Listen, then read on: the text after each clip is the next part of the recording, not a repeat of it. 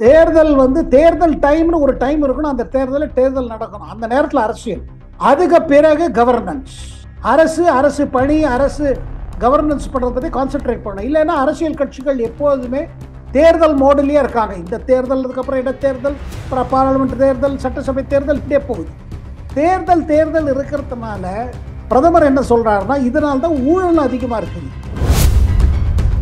இந்த செலவு குறைஞ்சு போயிடும். கட்சிகள் செய்யற செலவு குறையும், கேண்டிடேட் செய்யற செலவு குறையும். அதை தவிர்த்து அரசு இருக்கு பாருங்க, மத்திய அரசு, மத்திய தேர்தல் ஆணையம், இவங்களும் எக்கச்சக்கமா செலவழிக்கிறாங்க. எப்ப பார்த்தாலும் தேர்தல்லாம் பார்த்தீங்கன்னா எக்கச்சக்க செலவு. இந்த செலவை குறைச்சிட்டு 5 ஆண்டு காலத்துக்கு நம்ம தேர்ந்தெடுக்கப்பட்டான்னா பிரதிநிதிகள் அவங்க வேலை செய்யட்டும். ஜனத்தொகை எண்ணிக்கை ஆரம்பிச்சிருவாங்க. அதை எண்ணிக்கை ஆரம்பிச்ச பிறகு என்ன ஆகும்? அது முடிந்த அது ஒரு ஆண்டு காலம். 2026 என்ன நடக்க போகுது? இதை வைத்துக்கொண்டு ஜனத்தொகை எவ்வளவு பெருகிச்சுன்னு பார்த்துட்டு அது தகுந்த மாதிரி கான்ஸ்டுவன்சியில திருப்பி வரையப்படும். அதை தான் டீலிமிட்டேஷன் சொல்லுவாங்க. ஒரு தொகுதியில் இவ்வளவு லட்சம் மக்களை தான் அவங்க இது படிக்கும், அதாவது ரெப்ரசென்ட் பண்ணணும்னு. பட் இவங்க பயப்படுற காரணம் என்ன? எதுக்கு காங்கிரஸ் திமுக எல்லாம் பயப்படுறாங்க? அவங்களுக்கு என்ன தோணுதுன்னா, இது பிஜேபி கொண்டு வர ஒரு ஐடியாவா இருக்குது. அப்ப இதுல ஏதோ ஒரு பிஜேபிக்கு லாபம் இருக்கும். இதுல பிரதமர் மோடி ஈஸியா ஜெயிச்சிருவாரா, இது நமக்கு இதுவா இருக்குமான்னு அவங்க அந்த பயத்துல தான் ரியாக்ட் பண்றாங்க. இதை சயின்டிபிக்கா எக்ஸாமின் பண்ணல. நீங்க இதே 26 ஜெயிச்சவங்க 31 இல்ல 34 வரை நீங்க நீடிச்சு இருந்தீங்கன்னா ஒன்றும் பிரச்சனை இருக்காது. நீடிப்புல பிரச்சனை இல்லை, கர்டைல் பண்ணதான் பிரச்சனை. எல்லாரும் என்ன சொல்லுவாங்க, எம்எல்ஏவா இருக்கட்டும், அமைச்சர்களாக, நாங்கள் இவ்வளவு செலவழிச்சுட்டு வரோம், 5 ஆண்டு காலம் இல்லாமல் 3 வருஷம் திருப்பி எப்படி போகுது? ஆனா ஏதோ ஒரு இடத்துல ஒரு தரம் ஆரம்பிக்கணும். அது இது என்ன ஒன்னா நான் என்ன எதிர்பார்க்கிறேன்னா, இதை முதல்ல எதிர்த்தவங்கலாம் அப்புறம் புரிஞ்சுப்பாங்க.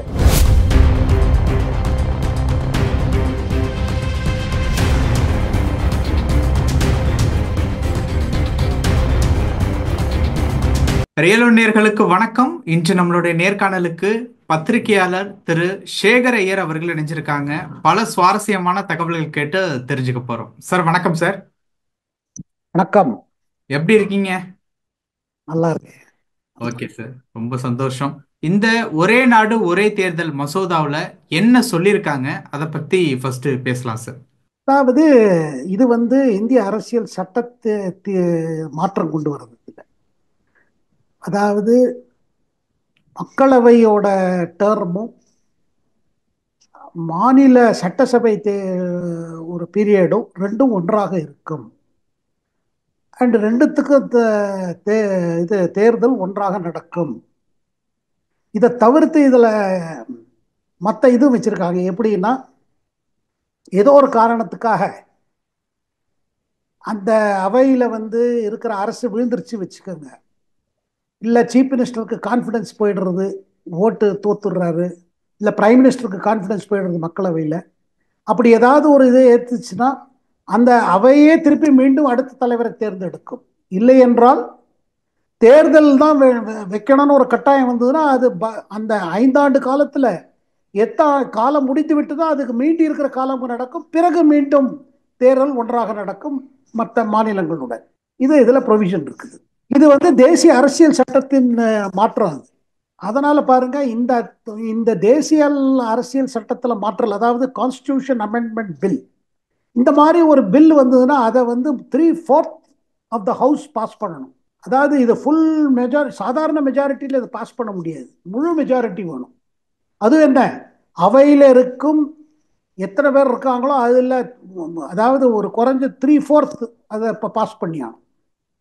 இதுதான் கான்ஸ்டிடியூஷன் அமெண்ட்மெண்ட் பில் எப்படி மாற்றணுங்கிறதுக்கு ப்ரொவிஷன் இருக்கு.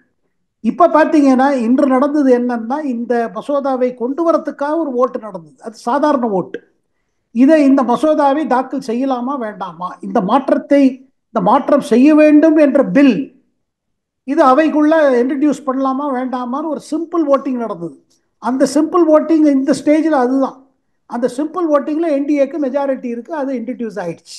அண்ட் இதில் இன்ட்ரடியூஸ் பண்ணும்போது பார்த்தீங்கன்னா, நம்ம சட்ட அமைச்சர் அர்ஜுன் மெகவால் அவர் என்ன சொன்னார், இது பாருங்க, இது ப்ரிலிமினரி ஸ்டேஜ், இது ஒன்றும் பில்லு பாஸ் பண்ண போறது இல்லை. நம்ம இப்போதைக்கு இதை தாக்கல் செய்கிறோம், இது மேலே சர்ச்சை ஏற்படும். இந்த சர்ச்சை இதுக்காக ஒரு தனி joint parliamentary committee appoint, JPC ஒரு கமிட்டி போட்டு அது பிறகு அதுல விவாதங்கள் நடக்கும். அதுக்கு பிறகு அவங்க கொடுக்குற ரிப்போர்ட் இருக்கு பாருங்க, பரிந்துரை. இந்த சட்டத்தை இதே சரியா இருக்குதா, இல்லை வேற ஏதாவது அடிஷன் பண்ணணுமா, வேற ஏதாவது ப்ரொவிஷன் வேணுமா, இதெல்லாம் பிறகு வந்த பிறகுதான் மீண்டும் அவையில், ரெண்டு அவையிலையும், முதல் லோக்சபால வரும், பிறகு ராஜ்யசபா போய் அது பாஸ் பண்ண பிறகு குறைஞ்சு 50, அதாவது 50% ஆஃப் ஸ்டேட்ஸ் அதை பாஸ் பண்ணியானோம். அப்பதான் அது சட்டமாக மாறும். அதாவது நான் என்ன சொல்ல விரும்புகிறேன்னா, இது இது பெரிய பயணம், அது ரொம்ப நீண்ட பயணம். அது அவங்க ஐடியா என்னன்னா, 2029 அடுத்த பாராளுமன்ற தேர்தல் நடக்கும் பொழுது, இப்பதானே நடந்தது, 24 தேர்தல் நடந்துச்சு. இப்போ அடுத்த தேர்தல் வந்து 2029 இருக்குது. அப்போ அதுக்குள்ளாலும் எல்லா இந்த இதை மசோதா பாஸ் செய்து எல்லா மாநிலங்களுக்கு சட்டசபைக்கு சென்று அங்கே பாஸ் ஆகி அதுக்கு பிறகு இது அமலுக்கு வரும். இதற்கிடையே பார்த்தீங்கன்னா 26ல் பெரிய தேர்தல் இருக்குது, தமிழ்நாடு உள்பட. தமிழ்நாடு, மேற்கு வங்காளம், அஸ்ஸாம், கேரளம் இதெல்லாம் இருக்குது. இப்போ இவங்க டேர்ம் என்ன ஆகும்? இவங்க 26ல் தேர்தல் வச்ச பிறகு அடுத்த தேர்தல் இவங்களுக்கு 2031. அப்போ இவங்க 29ல் மீண்டும் தேர்தலை சந்திப்பாங்களா? இந்த மாதிரி பல விஷயங்கள் இருக்குது. எதில் இப்போதைக்கு கிளியரா இல்லை என்ன. அதனால இது ஒரு ஆரம்பம், இது ஒரு புள்ளியார் சுழி. அதாவது இது இன்ட்ரடியூஸ் பண்ணிட்டாங்க. ஏன்னா அவங்க சொல்லிட்டே இருக்காங்க என்னன்னா, அந்த பிரதமரே விரும்பினாராம். என்ன விரும்பினாரு? இதை மசோதா வரட்டும், இது ஒன்றும் நாங்கள் இப்போ உடனடியாக அவசர அவசரமாக பாஸ் பண்ணக்கூடிய மேட்டர் இல்லை. இது இது ரொம்ப நீண்ட ஆய்வு தேவை, இதுக்கு சர்ச்சை தேவை, பல பேர் பங்கெடுத்து அவங்களோட ஐடியாஸும் இதில் வரும். எல்லாரோட ஐடியாஸ் போட்டு தான் இது இம்ப்ளிமெண்ட் ஆகும். ஆனால் அடிப்படையில் என்னன்னா, தேர்தல் வந்து தேர்தல் டைம்னு ஒரு டைம் இருக்கணும். அந்த தேர்தல் நடக்கணும். அந்த நேரத்தில் அரசியல், அதுக்கு பிறகு கவர்னன்ஸ். அரசு பணி, அரசு கவர்னன்ஸ் பண்ணுறதை பற்றி கான்சென்ட்ரேட் பண்ணணும். இல்லைன்னா அரசியல் கட்சிகள் எப்போதுமே தேர்தல் மோடிலேயே இருக்காங்க. இந்த தேர்தல், அதுக்கப்புறம் இடைத்தேர்தல், அப்புறம் பாராளுமன்ற தேர்தல், சட்டசபை தேர்தல், இப்படியே போகுது. தேர்தல் இருக்கிறதுனால பிரதமர் என்ன சொல்றாருன்னா, இதனால்தான் ஊழல் அதிகமாக இருக்குது. ஓரோரு தேர்தல் வரும் பொழுது கட்சிகளுக்கு, ஆளுங்கட்சி, எதிர்கட்சி, எல்லா கட்சிகளுக்கும் எக்கச்சக்கமாக செலவு செய்ய வேண்டியிருக்கு. இந்த செலவு குறைஞ்சு போயிடும். கட்சிகள் செய்கிற செலவு குறையும், கேண்டிடேட் செய்கிற செலவு குறையும். அதை தவிர்த்து அரசு இருக்கு பாருங்க, மத்திய அரசு, மத்திய தேர்தல் ஆணையம், இவங்களும் எக்கச்சக்கமாக செலவழிக்கிறாங்க. எப்போ பார்த்தாலும் தேர்தல்லாம் பார்த்தீங்கன்னா எக்கச்சக்க செலவு. இந்த செலவை குறைச்சிட்டு 5 ஆண்டு காலத்துக்கு நம்ம தேர்ந்தெடுக்கப்பட்டான்னா பிரதிநிதிகள், அவங்க வேலை செய்யட்டும். அதுக்கு பிறகு அடுத்த 5 ஆண்டு காலம் இது வந்து, ஏன்னா 1968க்கு முன்னாடி இப்படி தான் இருந்துச்சு. அதுக்கு பிறகு அரசியல் மாறி போனதுனால காங்கிரஸில் பிளவு ஏற்பட்டது, இந்திரா காந்தி தனியாக வெளில வந்தாங்க. இதுக்கெல்லாம் பிறகு ஏற்பட்ட பிறகு அரசியலில் தான் பார்த்தீங்கன்னா மாறி போச்சு. அப்புறம் எந்த பார்ட்டிக்கும் மெஜாரிட்டி இல்லாதனால என்ன ஆச்சு, அப்பப்போ இடைக்கால இந்த தேர்தலே வந்துடும், ஜெனரல் எலெக்ஷனே வந்துட்டு இருந்தது. இதுதான் ஒரு ஆரம்பம். இது வந்து ஃபைனல் இல்லை. அதை தவிர்த்து என்ன புரிஞ்சுக்கணும்னா, 2029 அடுத்த பாராளுமன்ற தேர்தலோட ஒன்றா நடத்தணும்னு இவங்க முடிவு பண்ணியிருக்காங்க. அதுக்கு முன்பு என்னெல்லாம் நடக்க போகுது? 25 ஆரம்பத்தில் உங்களுக்கு சென்சஸ் ஆரம்பிச்சிடும், ஜனத்தொகை எண்ணீடு, ஜனத்தொகை எண்ணிக்கை ஆரம்பிச்சிருவாங்க. அதை எண்ணிக்கை ஆரம்பித்த பிறகு என்ன ஆகும்? அது முடிந்த அது 1 ஆண்டு காலம் போகும். இப்போ 2026 என்ன நடக்க போகுது? இதை வைத்துக்கொண்டு ஜனத்தொகை எவ்வளோ பெருகிச்சுன்னு பார்த்துட்டு அதுக்கு தகுந்த மாதிரி கான்ஸ்டுவன்சியில் திருப்பி வரையப்படும். அதை தான் டீலிமிட்டேஷன் சொல்லுவாங்க. ஒரு தொகுதியில் இவ்வளோ லட்சம் மக்களை தான் அவங்க இது படிக்கும், அதாவது ரெப்ரசன்ட் பண்ணணும்னு. முன்ன மாற்றின போது என்ன பண்ணாங்க? டோட்டல் நம்பர் மாற்றலை. தமிழ்நாட்டுக்கு இருக்கிற 39 பாராளுமன்ற தொகுதியில் அவ்வளோதான் இருந்தது. இனிமேல் மாறித்துனா அதோட நம்பர் ஏறும். இதை வச்சுட்டு ஃபார்முலா வச்சுட்டு பல பேச்சுக்கள் நடந்துட்டு இருக்கு. என்னன்னா, தென் மாநிலங்கள்லாம் ஜனத்தொகையை நல்லா கண்ட்ரோல் பண்ணியிருக்காங்க. அவங்க சொன்ன ஜனத்தொகை அவ்வளோ விருத்தியால் எப்படி வடநாட்டில் ஆயிடுச்சோ, அதனால் அவங்களுக்கு அதிகமாக சீட் ஆகிடும், எங்களுக்கு சீட்டு அப்படி ஏறாது. இதுக்கு சில ஃபார்முலாலாம் இருக்குது. ஸோ முதல்ல சென்சஸ், அதுக்கு பிறகு டீலிமிட்டேஷன், அதுக்கு பிறகு இன்னொரு பெரிய விஷயம் இருக்குது. அதாவது மகளிர்களுக்காக இடஒதுக்கீடு இருக்கு பாருங்க, அதை இம்ப்ளிமெண்ட் பண்ணணும். அதுக்கு பிறகுதான் இந்த ஒன் நேஷன் ஒன் போல் ஆக்ஷனுக்கு வரும். ஸோ முதல்ல சென்சஸ், அதுக்கு பிறகு அந்த சென்சஸ் அடிப்படையில் வர ரிப்போர்ட்ல டீலிமிட்டேஷன் பிறகு விமன் ரிசர்வேஷன், எந்தெந்த கான்ஸ்டிடுவன்சி விமனுக்கு, அது ஒரு எக்ஸசைஸ் நடக்கும். அதுக்கு பிறகு 2029 ஒரு நாடு ஒரு தேர்தல் அமலாகிறதுக்கான பிளான் போட்டிருக்காங்க. ஓகே சார், ரொம்ப டீட்டெயில்டா ஒரு விளக்கம் வந்து கொடுத்துட்டீங்க. இதுல என்ன அப்படின்னா, இப்போ வந்து எதிர்க்கட்சிகள் வந்து சொல்லிக்கிட்டு இருக்கக்கூடிய ஒரு விஷயம் என்னன்னா, இந்த மசோதா அமல்மெண்ட்டுக்கு வந்துருச்சு அப்படின்னா மாநில கட்சியினுடைய சுயாட்சி இந்த மாதிரியான விஷயங்களுக்கு பாதிப்பு ஏற்படும் வந்து சொல்றாங்க. இது எப்படி பார்க்கிறது? அதாவது அவங்க சொல்வதற்கு ஒரு ஏன்னா சுயாட்சிக்கும் தேர்தலோட டைமுக்கும் என்ன சம்பந்தம்? அதை ஒரு சயின்டிஃபிக்காக கேட்டால் கூட பதில் கிடையாது. காரணம், இப்போவே பார்த்தீங்கன்னா பாராளுமன்ற தேர்தலோட 4 மாநிலங்களில் தேர்தல் ஒன்றா நடக்குது.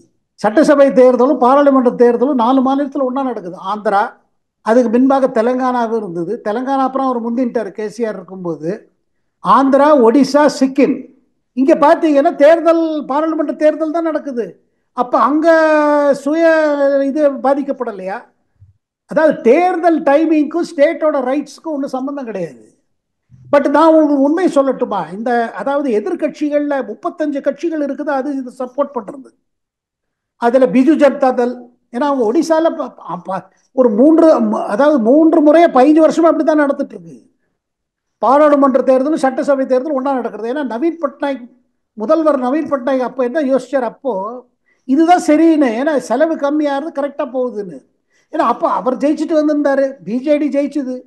ஒரு தேர்தலில் சொல்கிறேன் உங்களுக்கு, 2019 தேர்தல் இது நம்ம புரிஞ்சுக்கணும். ஒடிசாவில் லோக்சபா தேர்தலில் பிஜேபி நல்லா பண்ணிச்சு, ஒரே தேர்தல் ஒரே நாள் ஓட்டு. மாநில சட்டசபை தேர்தலில் பிஜேடி ஜெயிச்சுது, பிஜேபி ஜெயிக்கல. அதாவது ஓட்டு ஒடிசா போகிற மாநிலத்தில் கூட ஒரே நாளில் 2 ஓட்டு இவங்களுக்கு போடணுமோ, அதாவது ஒன்று அசம்பிளி எலெக்ஷனுக்கு, ஒன்று லோக்சபா எலெக்ஷனுக்கு. அவங்க பார்த்து தான் போட்டாங்க. நமக்கு இங்கே புவனேஸ்வரில் ஆட்சி யார் செய்யணும், தில்லியில் யார் ஆட்சி பண்ணணும்னு பார்த்து போட்டாங்க. அதனால மக்களுக்கு புரியுது. பட் இவங்க பயப்படுற காரணம் என்ன? எதுக்கு காங்கிரஸ் திமுக பயப்படுறாங்க? அவங்களுக்கு என்ன தோணுதுன்னா, இது பிஜேபி கொண்டு வர ஒரு ஐடியாவா இருக்குது. அப்ப இதுல ஏதோ ஒரு பிஜேபிக்கு லாபம் இருக்கும். இதுல வந்து பிரதமர் மோடி ஈஸியா ஜெயிச்சிருவாரா, இது நமக்கு இதுவா இருக்குமான்னு அவங்க அந்த பயத்துல தான் ரியாக்ட் பண்றாங்க. இதை சயின்டிபிக்கா எக்ஸாமின் பண்ணல ஒன்றும். நீங்க பாத்தீங்கன்னா இந்த கட்சிகள்லாம் இதை என்னன்னு எக்ஸாமின் பண்ணாம ரியாக்ட் பண்றாங்க. இல்லைன்னா உங்களுக்கு அந்த கட்சிகளுக்கு ஏன் அதை பாதிக்கல? அவங்களும் ரீஜனல் பார்ட்டிஸ் தானே. இப்ப ஜெகன்மோகன் ரெட்டி அவர் இப்ப தோத்து கூட போயிட்டாரு. ஆந்திர பிரதேசத்துல சட்டசபை தேர்தலும் பாராளுமன்ற தேர்தலும் ஒன்னா நடந்துச்சு. அதுல அவர் தோத்துட்டாரு இந்த தரம். அவர் இப்போ என்ன சொல்றாரு, இல்ல நான் ஐ வெல்கம் இட். அதே மாதிரி சந்திரபாபு நாயுடு அவரும் சொல்றாரு, இல்ல வி சப்போர்ட் இட். இன்னைக்கே ஒரு ஸ்டேட்மெண்ட் கொடுத்திருக்காரு, எங்களை பொறுத்து மட்டும் இது கரெக்டா இருக்குதுன்னு. அப்போ ரீஜனல் பார்ட்டிஸ், ரீஜனல் ரைட்ஸ், ஸ்டேட்டோட உரிமைகள், அது அவங்களுக்கு கவலையா இருக்கணும்ல. ஒரு டிஎம்கே கொண்டு கவலை இல்லை, அவங்களுக்கு கவலையா இருக்கணுமே. அதுல பாத்தீங்கன்னா எனக்கு என்ன தோணுதுன்னா, டிஎம்கேக்குள்ள என்ன பயம் இருக்குதுன்னா, இதுல ஏதோ ஒரு சூட்சமா இருக்குதோ, பிஜேபி கொண்டு வரதுனால அவங்களுக்கு லாபம் ஆயிடுமோன்னு ஒரு பயம் இருக்குது. இது பய அடிப்படையை வழிய இது அடிப்படை இல்லை. அதாவது இதை அவங்க முழுமையா ஸ்டடி பண்ணல, ஸ்டடி பண்ணி இம்பாக்ட் பார்க்கல. அதனால்தான் என்ன பிரதமரோட கான்பிடன்ஸ் என்னன்னா, இந்த இந்த மசோதா வரட்டும் அவையில், ஜேபிசி மீட்டிங் நடக்கட்டும், அப்புறம் நாடுங்க இது மேல இது மேல ஒரு பெரிய டிபேட்டே இருக்கும். இந்த டிபேட்ல பல ஐடியாஸ் வரும், நல்லது கெட்டது, எப்படி செய்யணும், எப்படி செயல்படுத்தணும், என்ன இதெல்லாம் வரட்டும் ஆசைப்படுறாரு பிரதமர். இப்போ அவசர அவசரமா ஒன்றும் செய்ய போறது இல்லை. 2029 தான் இதுக்கு ஒரு டார்கெட் டேட் வச்சிருக்காங்க. அப்போ பாராளுமன்ற தேர்தல் போது ஒன்றா வச்சுக்கலாம். பட் இதில் ஒரு சிக்கல் எங்கே இருக்குதுன்னா, இதுதான் சிக்கல். 2026 தமிழ்நாட்டில் தேர்தல் நடந்த பிறகு மீண்டும் 29 மீண்டும் தேர்தலா, 3 வருடத்துக்காக தேர்தலா, இது ஒரு கேள்வி வருதுங்க. இதுக்கு என்ன சொல்யூஷன் என்ன? இது ஒரு பிரச்சனை, அதை தான் அவங்க எழுப்புறாங்க. ஓகே சார், நான் அடுத்த கேள்வியா வச்சிருந்ததே அதுதான். 26ல ஜெயிச்சுட்டா மறுபடியும் 31ல தான் தேர்தல் வரும். அடுத்த 3 ஆண்டுகள்ல தேர்தல் வந்துருங்கிற ஒரு பயத்துல எதுவும் கேள்வி எழுப்புறாங்களா அப்படிங்கிற ஒரு சந்தேகம் இருந்தது. அதுக்கு உண்டான ஒரு கிளாரிபிகேஷனையும் வந்து கொடுத்துட்டீங்க. ஆனா இந்த ஒரே நாடு ஒரே தேர்தல் அப்படிங்கிற ஒரு இடத்துல வந்து இந்த அமல்மெண்ட் வந்து 2034ல தான் வந்து அமல் ஆகும் அப்படிங்கிற மாதிரியான சில விஷயங்கள் வந்து படிச்சோம். அதற்கு ஏதாவது வாய்ப்புகள் இருக்குமா? இல்லைங்க, அதாங்க. அதாவது 29க்குள்ள இதை இம்ப்ளிமெண்ட் பண்ண முடிஞ்சதுன்னா நல்லது. ம். அப்படி இம்ப்ளிமெண்ட் பண்ண முடியல வச்சுக்கோங்க. ம். இதுல ஒரு விஷயம் புரிஞ்சுக்கணும் என்னன்னா, நீங்க அவையோட அதாவது அந்த அவையோட காலகட்டத்தை நீங்க குறைச்சிங்கன்னா அது அவங்களுக்கு எல்லாரும் ப்ரொடெஸ்ட் பண்ணுவாங்க. இப்ப நீங்க வந்து இதே 26ல ஜெயிச்சவங்க 31 இல்ல 34 வரை நீங்க நீடிச்சிருங்கன்னா ஒன்றும் பிரச்சனை இருக்காது. நீடிப்புல பிரச்சனை இல்லை, கர்டைல் பண்ணதான் பிரச்சனை. எல்லாரும் என்ன சொல்லுவாங்க, எம்எல்ஏவா இருக்கட்டும் அமைச்சர்களாக, நாங்கள் இவ்வளோ செலவழிச்சிட்டு வரோம், 5 ஆண்டு காலம் இல்லாமல் 3 வருஷம் திருப்பி எப்படி போகுது. ஆனால் ஏதோ ஒரு இடத்துல ஒரு தரம் ஆரம்பிக்கணும் அதை. இது என்ன ஒன்றா நான் என்ன எதிர்பார்க்குறேன்னா, இதை முதல்ல எதிர்த்தவங்கள்லாம் அப்புறம் புரிஞ்சுப்பாங்க. ஏன்னா ஒரு கட்சியும் பாருங்க, இன்னைக்கு மெயின் ஊழல், அரசியல் ஊழத்துக்கு பெரும்பாலும் காரணம் என்னன்னா, ஒன்று ஆசை, சொத்து சேர்க்கணும் சொத்து குவிக்கணும்னு ஒரு ஆசை இருக்கலாம், அது ஒரு பக்கம். ஆனால் இன்னொரு ஒரு கட்டாயம் இருக்குது, அதை நம்ம புரிஞ்சுக்கணும். நம்ம ஜனநாயகத்துல தேர்தல் என்பது மகா செலவான விஷயம் ஆயிடுச்சு. இல்ல சின்ன கட்சி கூட அதைத்தான் வந்து கனிமொழி அவர்கள் வந்து சொல்லியிருக்காரு. தேர்தல் செலவுகளை வந்து இந்த ஒரே நாடு ஒரே தேர்தல் குறைக்கும் அப்படிங்கிற வாதத்தை வந்து நாங்க ஏத்துக்க மாட்டோம் அப்படிங்கிற ஒரு பதிலை வந்து கொடுத்திருக்காங்க. இல்லைங்க, அதாவது இன்னைக்கு தேதி சொல்லுங்க, எந்த அமைச்சரே இருக்கட்டும், எந்த அரசியல்வாதியும் நீங்க பிரைவேட்டா கேளுங்க, இவ்வளவு ஊழல் ஏன் நடக்குது, ஏன் இவ்வளவு ஊழல், ஏன் இவ்வளவு பணம் சம்பாதிக்க வேண்டும் கேட்டீங்கன்னா என்ன சொல்லுவாங்க? தேர்தல் எங்களுக்கு பணம் செலவாகுதுங்க. யாரு இன்னைக்கு தொண்டர்னு யாருமே கிடையாது, எல்லாருக்கும் சம்பளம் கொடுத்து வைக்க வேண்டியிருக்கு. ஒரு தேர்தல்னா மின்காலத்தில் என்னன்னா, ஒரு கட்சியில ஒருத்தர் தொண்டரா சேருவாரு, அவர் பட்டாலும் செயல்பட்டு இருப்பாரு, சம்பளம் எல்லாம் வாங்க மாட்டாரு. அதுக்கு பிறகு அவர் எப்படி இப்படி முள்ள தலைவர் ஆயிடுவாரு, சின்ன தலைவர் ஆவாரு. அப்புறம் ஒரு ஆப்பர்ச்சுனிட்டி கிடைச்சுன்னா எம்எல்ஏ டிக்கெட் கிடைக்குமா, முனிசிபாலிட்டி முதல்ல முனிசிபல் கவுன்சிலர் ஆக முடியுமான்னு பார்ப்பாரு, அப்புறம் எம்எல்ஏ ஆக முடியுமான்னு பார்ப்பாரு. இப்படிதான் கட்சிகள்லாம் வளர்ந்தது. இப்ப அந்த மாதிரி கிடையாது. இப்ப பாருங்க, அரசியல் வரவரும் சரி, அரசியலுக்காக வேலை செய்யறவங்களும் படித்தவங்க, very qualified people, they want salary. அதுல பாருங்க, இப்ப எலெக்ஷன்ல சயின்டிபிக் ஆயிடுச்சு. நீங்க சர்வே பண்ணணும், ஸ்டடி பண்ணணும், டேட்டா அனாலிசிஸ், ரிசர்ச். இப்ப பிரசாந்த் கிஷோர் மாதிரி கம்பெனிஸ் எல்லாம் நடக்குது பாருங்க, அவர் நடத்துற. செலவு அதிகமாகுது. இந்த செலவுக்கு பணம் தேவை. இந்த பணம் திரட்டுறதுக்கே ஒரு பெரிய காரணம் ஊழல். ஊழலுக்கு பின்னணியில் இருக்குது இது தேர்தல். தேர்தல் இவ்வளவு செலவாகுது, நாங்க என்ன செய்வது, திருப்பி அடுத்த தேர்தலுக்காக தயார் பண்ண வேண்டியிருக்கு. நான் சொல்லல இதுதான் மெயின் காரணம் சொல்லல, ஆனா இது ஒரு பெரிய காரணம். இதை தவிர்த்து ஒரு சொத்து எப்படியாவது நம்ம சேர்த்துட்டு போனோம், நம்ம வாரிசுக்கு சேர்த்து வைக்கணும் அப்படிங்கிற அது ஒண்ணு இருக்குது. அது ஹியூமன் நேச்சர். ஒரு என்ன சொல்றது இங்கிலீஷ்ல கிரீடிமா, அது அவங்க எல்லாம் நமக்கு பிடிச்சுக்கணும், எல்லாம் நம்ம இது பண்ணணும். ஆனா அடிப்படையாக சிஸ்டத்தில் இருக்கிற பிரச்சனை பார்த்தீங்கன்னா இதுதான். இதுல பாருங்க, இதை போப்பா பார்த்தீங்கன்னா சின்ன கட்சிகளும் வரவேற்க ஆரம்பிச்சிருவாங்க. ஏன்னா ஒரே அடியா 2 செலவு ஆயிடும். ஏன்னா ஒரே அடியா வசூலும் பண்ணிடலாம், ஒரே அடியா செலவு. இது போக எனக்கு என்ன தோணுதுன்னா, இப்போதைக்கு எத்தனை பேர் அப்போஸ் பண்றாங்களோ முள்ள புரிஞ்சுப்பாங்க. ஏன்னா பிஜேபிக்கு இந்த தேதியில என்டிஏக்கு ஃபுல் மெஜாரிட்டி கிடையாது, 3/4 மெஜாரிட்டி இல்லை. Without support of other parties இவங்க அதை பாஸ் பண்ண முடியாது. ஏன்னா ஒத்துண்டாதான் இது பாஸ் ஆகும். இப்ப பாருங்க, ஆர்டிகல் 370 மேட்டர் வேறங்க. ஏன்னா ஆர்டிகல் 370 கான்ஸ்டிடியூஷன் அமெண்ட்மெண்ட், அதுல நாடு வச்சுன்னு ஒரு விஷயம் இருந்தது, நாடு பற்று, நாட்டோட ஒற்றுமை, அது ஒரு இஷ்யூவா போச்சு. அதுல பல கட்சிகள் சப்போர்ட் பண்ணாங்க, பண்ணி தானே அது பாஸ் ஆச்சு. அது கான்ஸ்டிடியூஷன் மாற்றங்கள் தானே.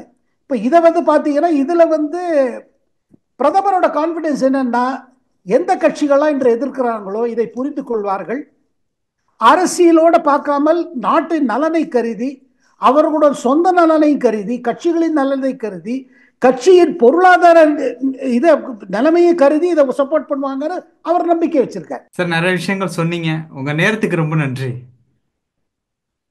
வணக்கம். நன்றி.